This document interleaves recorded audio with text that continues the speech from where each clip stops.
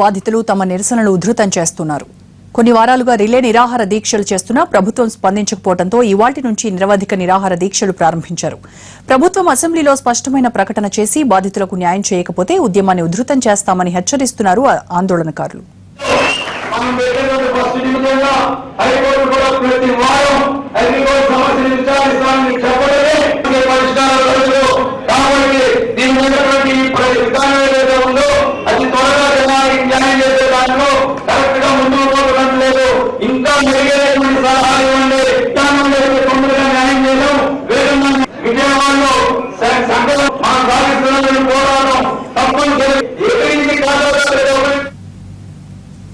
అగ్రిగోల్డ్ బాధితులు మళ్లీ ఆందోళన బాటపట్టారు. తమకు న్యాయం చేయాలంటూ కొన్నాళ్లుగా పోరాడుతున్నా ఎవరూ పట్టించుకోవడం లేదని ఆవేదన వ్యక్తం చేస్తున్నారు.